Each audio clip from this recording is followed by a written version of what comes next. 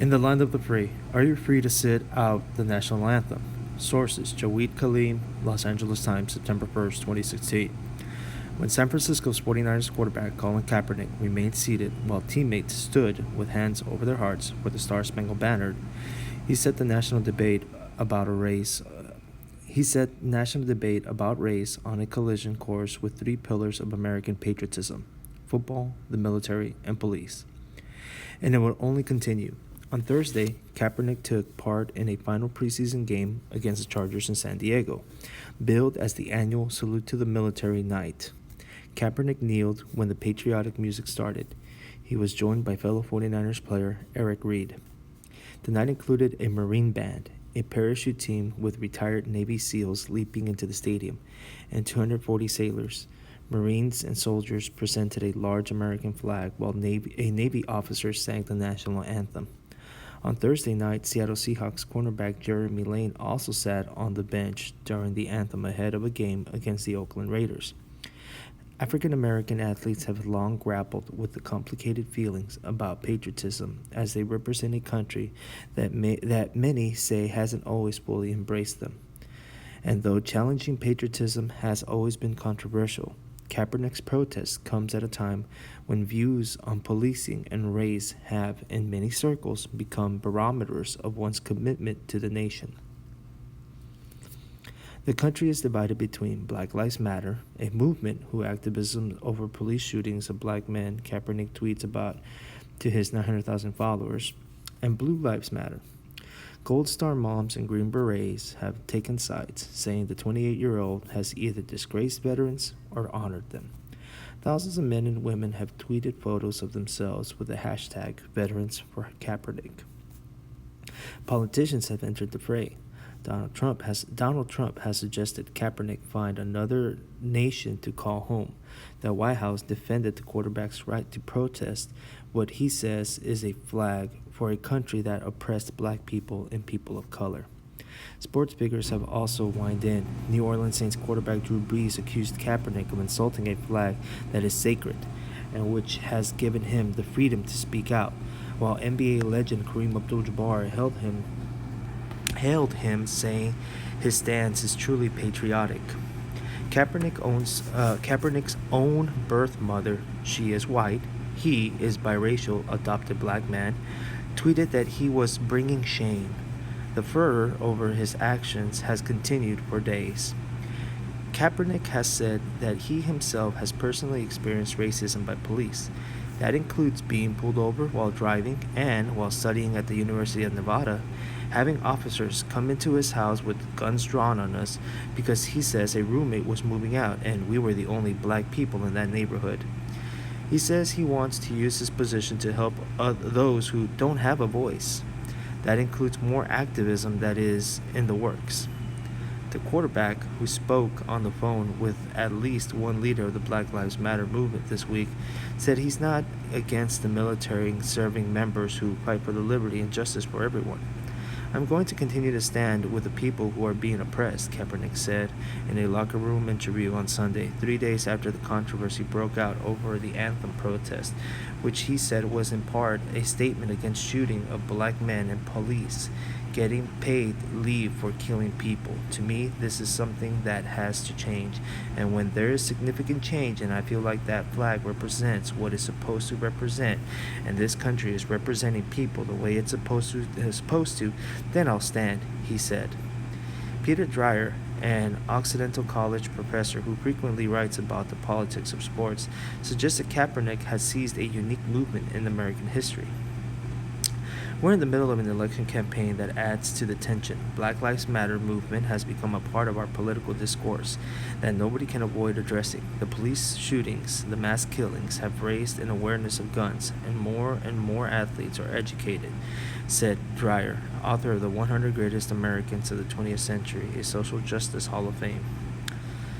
All these things are in the mix that make it a ripe time for controversy over racism, he said.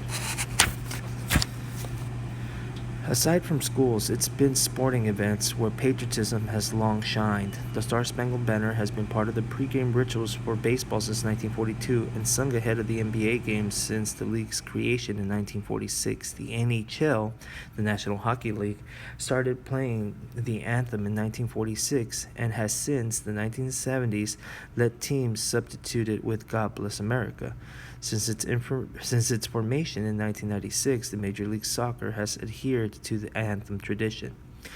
Dick Flax, a retired sociology professor at UC Santa Barbara, notes that those earlier anthem trends had something in common. They kicked off during or just after World War II as a way to boost American patriotism.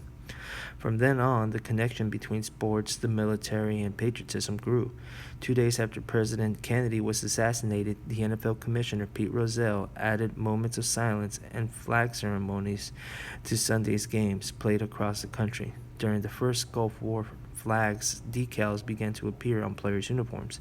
Since September 11, 2001, many baseball stadiums have replaced the traditional seventh-inning stretch, "Take Me Out to the Ball Game," with "God Bless America." The Defense Department has also gotten involved. Last year, a Senate report said it had doled out at least $8.8 million in a now discontinued paid patriotism program in which it gave money to major sports teams to let servicemen and women sing the anthem and unfurl flags on the game fields. Over the years, protests like Kaepernick's have also become common. One of the most controversial was in 1968 when Olympic runner Tommie Smith and John Carlos raised their fist in Black Power salutes while the national anthem played during a medal ceremony in Mexico City. "I support him because he's bringing the truth out, regardless of how done," Smith recently said of Kaepernick. A year earlier, Muhammad Ali was fined and banned from boxing for 3 years after refusing to be inducted into the army, citing his Islamic faith as well as racism against black Americans. In 1972, Jackie Robinson made his own views known in an autobiography. "I cannot stand and sing the anthem. I cannot salute the flag. I know that I am a black man in a white world," he wrote in "I Never Had It Made." In Southern California, Los Angeles High black football coach Hardy Williams made waves in 1985 when he turned his back when the anthem was played before games. This week, he said, he decided Kaepernick was immediately my favorite player. But there's also an intense scrutiny on athletes that can make them the target of America's public ire, even if they are not trying to protest. Last month, black Olympic gymnast Gabby Douglas issued an apology of sorts after she was fiercely criticized for not holding her hand over her heart during the national anthem at the Summer Games.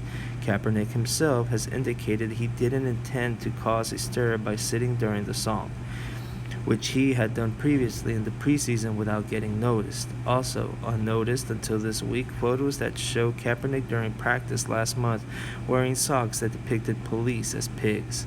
On Thursday, Kaepernick said in a message posted on Instagram that he wore the socks as a statement against rogue cops that put the community in danger. It's unclear how Kaepernick's protests will play out as the regular season kicks off, how long it will go on, or even how long he will stay with the team. Speaking to a gaggle of media in the 49ers locker room on Sunday, the man, once seen as one of the league's most promising young players before being beset by injuries and losses, said he has no regrets about now being one of its most divisive. "I think there's a lot of consequences that comes along with this. There's a lot of people that don't want to have this conversation. They're scared. They might lose their jobs, or they might not get the endorsement. They might not be treated the same way," he said. And those are things I'm prepared to handle, and those are things that, other people might not be ready for. It's just a matter of where you're at in your life, where your mind's at. At this point, I've been blessed to be able to get this far and have the privilege of being in the NFL and making the kind of money I make and enjoy luxuries like that. But I can't look in the mirror and see other people dying in the streets that should have the same opportunities that I've had and say, "You know what? I can live with myself, because I can't if I just watch."